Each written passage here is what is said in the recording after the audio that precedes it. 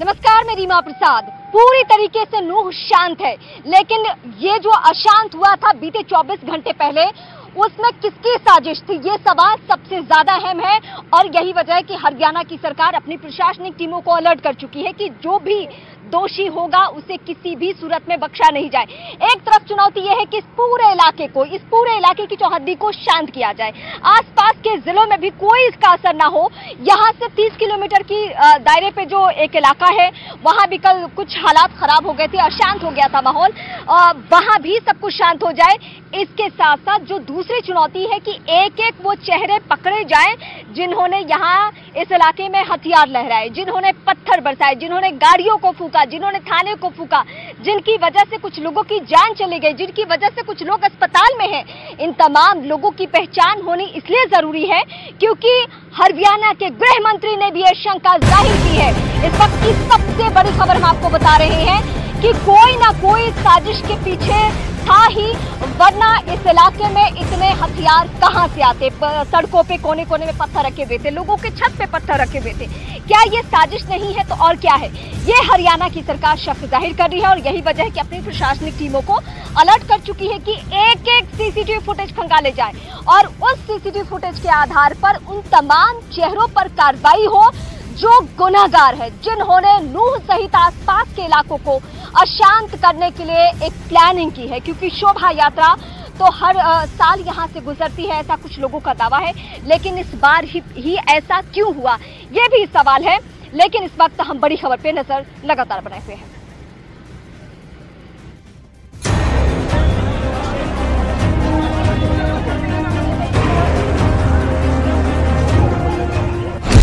नूह के बाद सोहना में भी हुआ बवाल। सोहना में दो गुटों के बीच हुई पत्थरबाजी, कई गाड़ियों को किया गया आग के हवाले। सोमवार को जहां एक तरफ पुलिस फोर्स नूह में उपद्रवियों को काबू पाने की कोशिश में जुट गई थी, उसी दौरान कुछ उपद्रवियों ने सोहना में भी कानून व्यवस्था को हाथ में लेने की कोशिश की।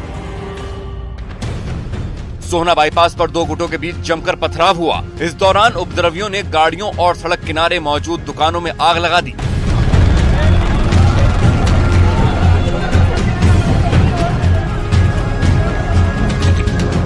सोहना में ये पूरा बवाल करीब 2 घंटे तक चलता रहा।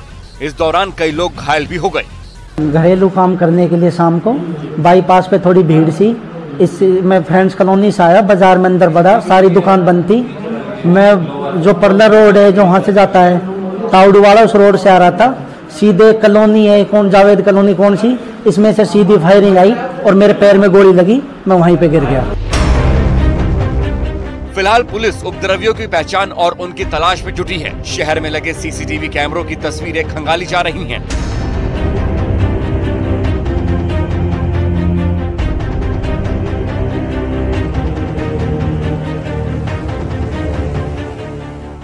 इंटरनेट सेवा बंद कर दी गई है। प्रशासन की तरफ से लोगों से शांति बनाए रखने और अफवाहों पर ध्यान नहीं देने की अपील की जा रही है।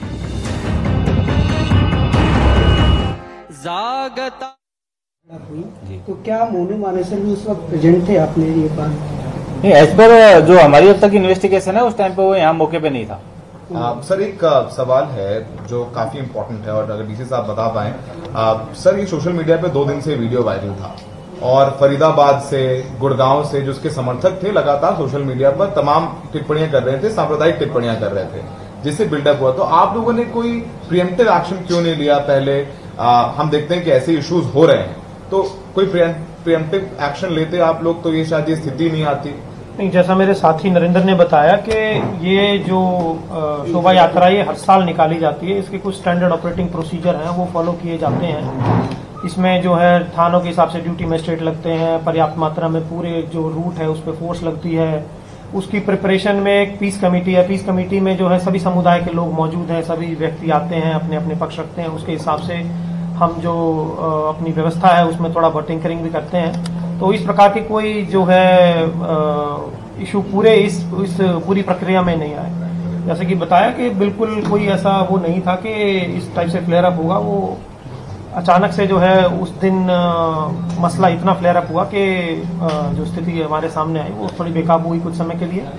और जैसे कि इन्होंने बताया कि पुलिस मोबिलाइजेशन में 5 जिलों से जैसे पुलिस आनी थी, पुलिस पहुंची यहाँ 3:30-4 बजे तक और वो मोबिलाइज करके जो है फिर जो उपद्रवी थे उनको खदेड़ा गया। कितने लोग इंजर्ड है सर, कितने लोग इंजर्ड है और अभी सिचुएशन क्या है? कल रात तक 60 लोगों की इंजरी की जो है रिपोर्ट थी हमारे मुख्य जो चिकित्सा अधिकारी है उनसे। उनमें सीरियस कोई नहीं था, सीरियस जो 3 थे वो पीजे रोहतक जो है रेफर कर दिए गए थे, कुछ एक आध उसमें मैदानता भी गया था।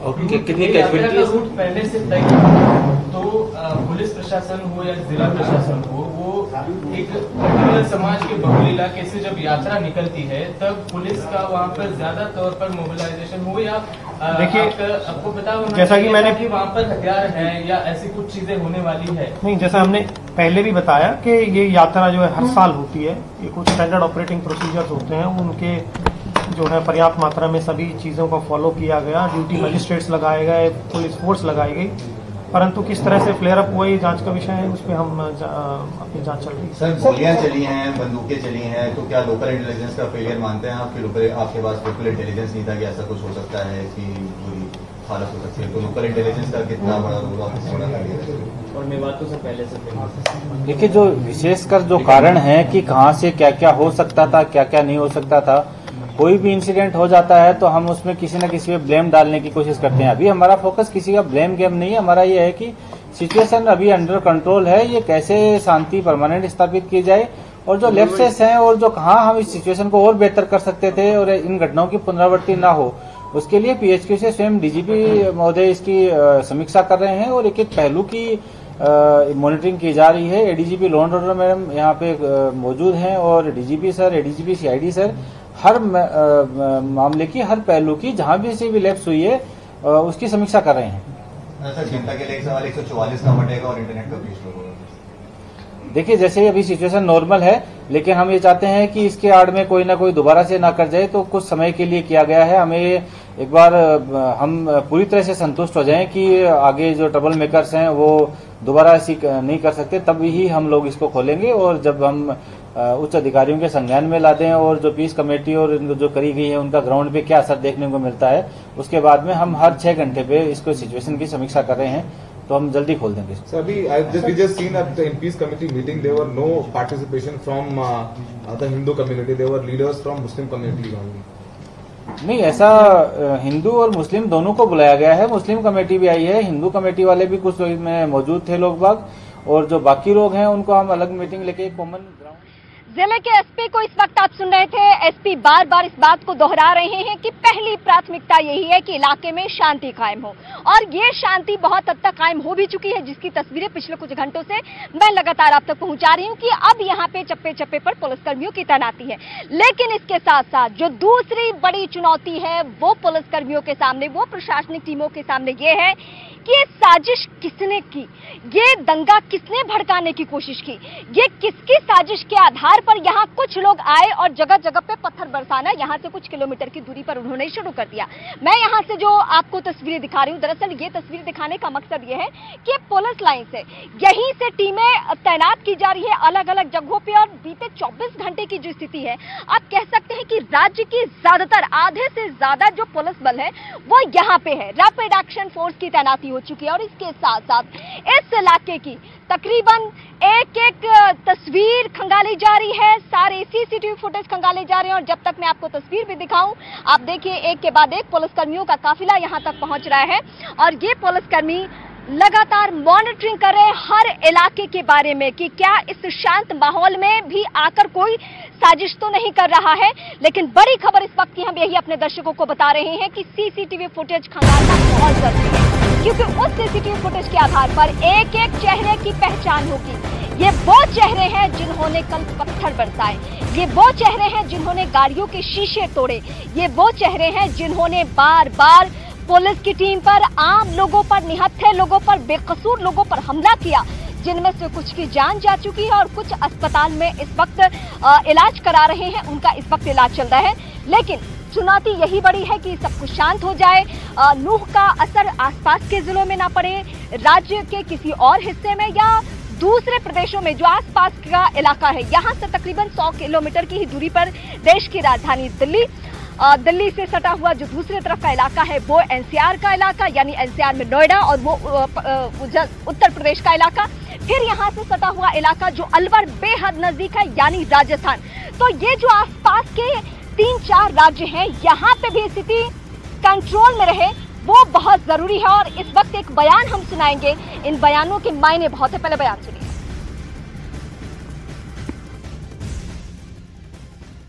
बड़ी संख्या में फायरिंग हुई, उपद्रव हुआ, पत्थरमारी हुई। देखिए, ये तो जांच का विषय है। जब इसकी जांच होगी तो सारी सच्चाई उसके बाद सामने आएगी। लेकिन मैं इतना कहना चाहता हूँ, कुछ लोगों को मनोहर जी सरकार की हरियाणा एक हरियाणवी है, ये बात कुछ लोगों को पच नहीं रही है। 8.5 साल में जो भाईचारे का राज कायम किया है, जो हमने कानून का राज स्थापित किया है, जो हमने अमन का राज स्थापित किया है, कुछ उपद्रवी तत्व उसको खराब करना चाहते हैं। और जैसे जैसे चुनाव नजदीक आ रहे हैं, ये तत्व इस माहौल को खराब करके ये वोटों की राजनीति करना चाहते हैं। नहीं, आप खुद ही कह रहे हो वोटों की राजनीति, तो साजिश तो है इसमें। मैं कह रहा हूँ, ये लोग इस तरह का माहौल पैदा करना चाहते हैं जिसको किसी भी कीमत पर बर्दाश्त नहीं किया जाएगा।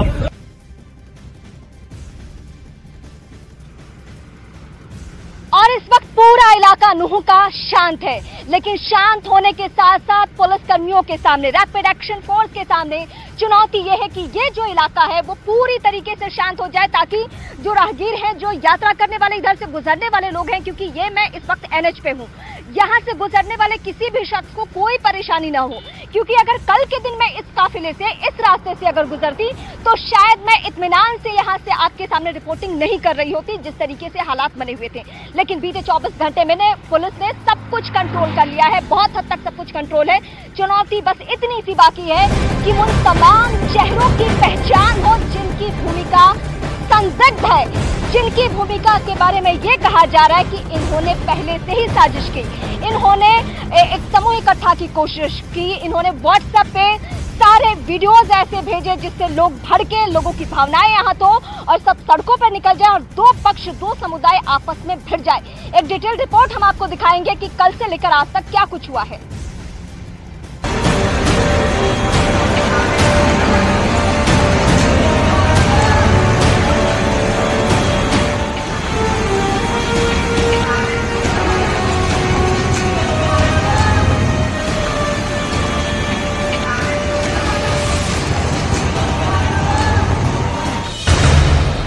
में आसमान छूती आग की लपटें उस साजिश की गवाही दे रही हैं जो कुछ घंटों में रची गई, जिसमें हरियाणा की अमन शांति को खत्म करने की सोच गढ़ी गई और नूह के कई हिस्सों को आग के हवाले कर दिया गया। ने शहर को आग के मुंह में झोंक दिया। दंगाइयों ने शहर में हिंसक तांडव किया, गोलियां चलाईं, पत्थर फेंके और जगह जगह आगजनी की। इस हिंसा में 2 लोगों की मौत हो गई। कि जानते हैं कि शोभा यात्रा का समय जो दोपहर तक ही था कि जो नलड़ मंदिर नूह से और जो है झीर मंदिर फिरोजपुर झिरका तक जानी थी, तो ये दोपहर लगभग आप मान के चलिए 12-1 बजे के बाद का जो है समय, उस दौरान जो है जो भी घटनाएं घटी और फिर ये थोड़ा सा फ्लेयर अप हुआ उसके बाद। नूह में हुई हिंसा में कई लोगों के जख्मी होने की भी खबर है। जानकारी के मुताबिक सोमवार को 2 पक्षों में विवाद हो गया था। देखते ही देखते विवाद इतना बढ़ गया कि नूह को चंद ही मिनटों में आग की लपटों ने घेर लिया। गोलियां बरसनी शुरू हो गईं। हिंसक भीड़ ने सड़कों पर जमकर तांडव मचाया। छतों से, गलियों से पत्थरबाजी शुरू हो गई। बीच बचाव के लिए उतरी पुलिस को भी दंगाइयों ने टारगेट किया। उनके हाथ में लोहे की रोड थी, डंडे थे, इन सब चीजों से वो वार कर रहे थे हमारे ऊपर। जहाँ भी जा रहे थे, जिस गांव में जा रहे थे, पत्थरबाजी हो रही थी सब जगह। और हमारे बस के आगे खंबा गिरा दिया और सबको नीचे पकड़ के ले गया है, सबको मारा उन्होंने। रेवाड़ी जिले से ज्यादा फोर्स, दमकल और एम्बुलेंस की गाड़ियां नूह भेजी गईं। 3 दिन के लिए इंटरनेट बंद है। पूरे शहर में धारा 144 लागू कर दी गई है। शहर में लगे सीसीटीवी से दंगाइयों की पहचान की जा रही है। कि जो आज की घटना है वो बहुत ही दुर्भाग्यपूर्ण घटना है, जो कि 2 समुदायों के बीच में टकराव की घटना हुई है। अभी स्थिति नूह जिले में पूरी तरह से नियंत्रण के अंदर है और जो भी इसमें दोषी पाए जाते हैं उनके खिलाफ कानूनी प्रक्रिया अमल में लाई जा रही है। कुछ लोगों को गिरफ्त में लिया गया है और आगे भी जो भी वीडियो के बेसिस पे सबको आइडेंटिफाई करके गिरफ्तार किया जाएगा। हरियाणा के सीएम मनोहर लाल खट्टर मामले में लगातार नजर बनाए हुए हैं। अधिकारियों से फीडबैक ले रहे हैं, तो गृह मंत्री अनिल विज ने दोषियों पर सख्त कार्रवाई की बात कही है। जिस स्तर की ये हिंसा हुई है, ये अचानक भड़की हुई हिंसा तो नहीं है। और जहां तक मैं जानता हूं कि नूह में दोनों कम्युनिटियां लंबे समय से आपस में प्यार के साथ रहती हैं, उनका आपस में द्वेष भी नहीं। ये तो किसी ने जहर घोला है, किसी ने इंजीनियरिंग की है, किसी ने मास्टरमाइंड किया है। जिस स्तर पे एंट्री पे भी पत्थर रखे हुए हैं, छतों पर भी पत्थर रखे हुए हैं, हथियार भी हैं, गोलियां भी हैं, एकदम तो सामने आते नहीं हैं। और ये यात्रा कोई ऐसा नहीं है पहली बार निकली है, हर साल यात्रा निकलती है। यात्रा के साथ हर साल जितनी फोर्स होती है उतनी हमने आज भी दे रखी थी। तो मैं किसी जल्दी नतीजे पर नहीं पहुंचना चाहता हूं। हम गहराई के साथ जांच करेंगे, तथ्यों सहित जांच करेंगे और एक एक उस व्यक्ति को जिसने प्रदेश की और देश की शांति को भंग करने का षड्यंत्र किया है, हम उसके खिलाफ कार्रवाई करेंगे। वहीं कांग्रेस नेता भूपेंद्र सिंह हुड्डा ने जनता से शांति बनाए रखने की अपील की है, आपसी भाईचारा बनाए रखने का संदेश दिया है और किसी भी अफवाह से बचने की हिदायत दी है। वह मेरी सभी से ये अपील है कि शांति कायम रखें और कानून व्यवस्था में बनाने में मदद करें और आपस में कोई टकराव ना करें, आपस में भाईचारा बढ़ाने का प्रयास करें। नूह को जिस तरह हिंसा की आग में झोंका गया, उससे साफ है कि दंगाइयों का ये प्लान पहले से सेट था। पत्थरबाजी, गोलीबारी और आगजनी जिस तरीके से की गई, वो बता रहा है कि दंगाई हिंसा की स्क्रिप्ट पहले ही लिख चुके थे।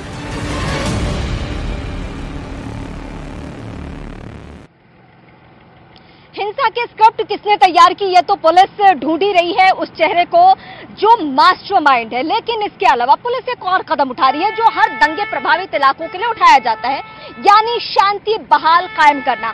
और ये कैसे होगा? ये होगा ठीक ऐसे जो अन्य जगहों पे भी हमने दंगे के बाद की स्थिति देखी है, उपद्रव के बाद की स्थिति देखी है, यानी जो दोनों समुदाय के प्रमुख चेहरे हैं जिनका आपस में उठना बैठना है या जनाधार है, उन तमाम चेहरों के साथ बैठना, जिनमें स्थानीय नेता भी है, दोनों समुदायों के बड़े चेहरे भी हैं और प्रशासनिक टीमें भी हैं। ये प्रशासनिक टीमें चाहती है कि आपस में बात करें, विवाद को खत्म किया जाए, जो दरार है वो खत्म हो और उसके बाद ये इलाका पूरी तरीके से शांत हो। इस मामले में अमूमन समझाने बुझाने की कोशिश यही की जाती है कि दोनों ही पक्षों का नुकसान है। और ये भी हम भी गुजारिश करेंगे नूह से खड़े होकर, चाहे कहीं और से लोग मुझे इस वक्त सुन रहे हो या नूह के आसपास के इलाके के लोग सुन रहे हो, सभी को अपने इलाके को, यानी नूह दोनों ही समुदायों का है, किसी एक पक्ष का नूह नहीं है। और इन दोनों समुदायों को ही समझदारी से काम लेते हुए यहाँ पे कदम उठाना है, यहाँ पे बीच बचाव करनी है। जो पुलिसकर्मी इस वक्त कदम उठा रहे हैं उनको सपोर्ट करना है। अमूमन ऐसा देखने को मिलता नहीं है, लेकिन जब तक यहाँ के लोग ये कदम नहीं उठाते, हालात कंट्रोल में होना मुश्किल है। अब इस वक्त एक और बड़ी खबर, हरियाणा सरकार के जो मंत्री हैं, एक एक मंत्री जो बीजेपी के सांसद है, ये तमाम चेहरे भी सामने आकर बयान दे रहे हैं। इनके बयान इसलिए सामने आ रहे हैं कि पूरा इलाका शांत हो जाए, राज्य में कम से कम शांति कायम रहे। तो इस वक्त एक हरियाणा सरकार के मंत्री हैं, उन्होंने क्या कहा है कंवरपाल ने, उनको सुनिए। देखिए, मेरी तो जनता से ये अपील है कि अफवाहों पे बिल्कुल विश्वास ना करें और सरकार बड़ी मुस्तैदी के साथ लगी है। और जो लोग असामाजिक इस प्रकार के हैं, जो लोग लोगों के बीच में एक इस प्रकार का माहौल पैदा कर रहे हैं या जिन्होंने इस प्रकार का किया, उनके खिलाफ सख्त कार्रवाई की जाएगी। और शांति बहाली में सबके सब लोग उसमें सहयोग करें और शांति में ही सबका फायदा है, मतलब लाभ है सबको। और शांति में परिवार तरक्की करता है, शांति में देश और प्रदेश तरक्की करता है। और चलिए अब हरियाणा में हुई हिंसा से जुड़ी हुई 10 बड़ी खबरें आपको दिखाते हैं। हरियाणा के नूह में 2 गुटों में हिंसक झड़प के बाद धारा 144 लगाई गई। नूह में हिंसक झड़प के दौरान भीड़ ने कई गाड़ियों में तोड़फोड़ और आगजनी भी की। नूह में हिंसक झड़प के बाद इंटरनेट सेवा पर पाबंदी लगा दी गई है। वहां 2 अगस्त तक इंटरनेट सेवा बंद की गई। नूह में 2 गुटों के बीच हुई हिंसा के बाद पूरे हरियाणा में सुरक्षा व्यवस्था बढ़ा दी गई है। प्रदेश के सभी जिलों में पुलिस अलर्ट पर है। नूंह में पुलिस के साथ अर्धसैनिक बलों की भी तैनाती की गई। हरियाणा के फरीदाबाद, रेवाड़ी और गुरुग्राम समेत पलवल में भी धारा 144 लगाई गई। हरियाणा के नूंह के हालात पर सीएम मनोहर लाल खट्टर खुद नजर बनाए हुए हैं। मनोहर लाल खट्टर अधिकारियों से लगातार फीडबैक ले रहे हैं। हरियाणा के गृह मंत्री अनिल विज ने नूंह के दोषियों के खिलाफ सख्त कार्रवाई का भरोसा दिया। साथ ही प्रशासन ने लोगों से अफवाहों पर ध्यान न देने की अपील की। हरियाणा के नूंह में पूरा बवाल करीब 2 घंटे तक चलता रहा। हिंसा में शामिल उपद्रवियों की पहचान के लिए पुलिस हिंसा वाली जगह लगे सीसीटीवी कैमरों को खंगाल रही है। नूंह में बवाल पर पुलिस और प्रशासन ने लोगों से शांति बनाए रखने की अपील की है। हालांकि जब हिंसा भड़की तो भीड़ ने पुलिस की गाड़ियों को भी अपना निशाना बनाया था। नूंह में हुई हिंसा के बाद झज्जर पुलिस भी अलर्ट मोड पर है। जिले में रात भर पुलिस की पेट्रोलिंग जारी रही। एसपी अर्पित जैन के नेतृत्व ने 7 डीएसपी, 24 एसएचओ समेत कई पुलिसकर्मियों को संवेदनशील इलाकों में तैनात किया। और हरियाणा के नूंह से जो तस्वीर सामने आई उसमें कुछ लोग एक गाड़ी पर डंडे बरसाते दिखाई दिए। सड़क किनारे खड़ी कई गाड़ियों में लोगों ने लगा दी आग।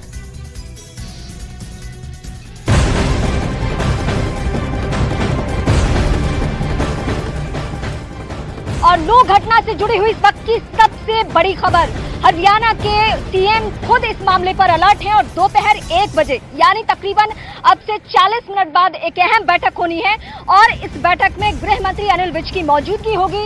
इस बैठक के जरिए ये पता करने की कोशिश है, ये रिपोर्ट लेने की सीएम की कोशिश है कि अभी तक हालात को लेकर क्या क्या कदम उठाए गए हैं, आने वाले वक्त में और क्या कुछ कदम उठाए जा सकते हैं, तमाम रिपोर्ट्स लेनी है और साथ ही साथ प्रशासनिक टीमों के जो कुछ प्रमुख चेहरे हैं उनसे भी बातचीत संभव है इस बैठक के जरिए। अमूमन हमने देखा है कि ऐसी बैठकों में डीजीपी से भी रिपोर्ट ली जाती है क्योंकि वो प्रशासनिक टीमों से रिपोर्ट्स लेते हैं और उसके आधार पर वो सीएम को कन्वे करते हैं। तो ये जो दोपहर की 1 बजे की बैठक है सीएम के नेतृत्व में, जिसमें गृह मंत्री की अहम भूमिका है, ये बैठक बहुत मायने रखती है।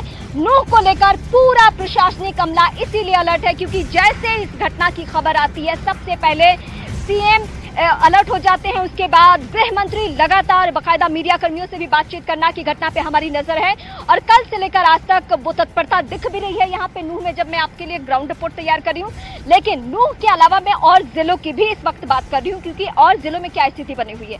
झज्जर की इस वक्त बात करेंगे, आसपास का ही जिला है और वहां भी स्थिति कंट्रोल में रहे इसको लेकर रात भर वहां पे एसपी के नेतृत्व में पेट्रोलिंग चली है। वहां पे हालात खराब ना हो इस बात की पूरी कोशिश की गई है और प्रशासनिक टीमों की जो तस्वीरें हम आपको लगातार जगह जगह से दिखा रहे हैं उसके पीछे मकसद यही है और आपको बताना और ये दर्शाना कि सरकार जो है वो अलर्ट हो चुकी है इस मामले पे। कहीं से भी नूंह जैसी घटना ना दोहराई जाए, उपद्रवी अपने हाथ में कानून न ले, उपद्रवी अब और कोई साजिश ना करे। इस बात को लेकर अलग अलग इलाके में अलग अलग जिलों में इस तरीके की ही हमें चाक चौबंदी देखने को मिल रही है। इसलिए भी क्योंकि महज एक अफवाह, एक व्हाट्सएप मैसेज जो आपको लगता है कि बहुत सामान्य, आप किसी को भी फॉरवर्ड कर देते हैं, लेकिन आप ऐसा बिल्कुल ना करें। झज्जर में हमने बिल्कुल हाई अलर्टनेस मेंटेन करके रखी है और जो 7 डीएसपीज हैं हमारे उनको एक्स्ट्रा फोर्स भी दी गई है और रिजर्व में भी हमने यहाँ पे जो फोर्स रखी हुई है। साथ ही जो भी संवेदनशील क्षेत्र हैं वहाँ हमने गश्त बढ़ाई है और सभी वर्गों के लोगों से निरंतर हमारी बातचीत जारी है। तो यहाँ सौहार्द का माहौल है, शांति का माहौल है। नूंह की घटना से सबक लेते हुए आसपास के जिलों में और यूं कह सकते हैं कि पूरे राज्य में ही अलर्ट है और अलर्ट का नतीजा यह है कि कहीं से भी किसी भी तरीके की आज सुबह से लेकर कोई अभी दोपहर तक खबर नहीं आई है, यानी पूरा इलाका शांत है, आप ये कह सकते हैं। और नूंह से मैं पूरी जिम्मेदारी के साथ आप दर्शकों के सामने ये कह सकती हूँ कि नूंह में इस वक्त परिंदा भी पर नहीं मार सकता। पुलिस कर्मियों की, आरपीएफ की इतनी तैनाती, रैपिड एक्शन फोर्स की इतनी तैनाती कर दी गई है कि अब यहाँ पे कुछ भी नहीं हो सकता। राव इंद्रजीत की एक बयान सुनवाते हैं, उनका बयान सुनना जरूरी है। शांति आ गई है, लेकिन कर जो हुआ था शाम से लेकर के रात तक बड़ा दुर्भाग्यपूर्ण है।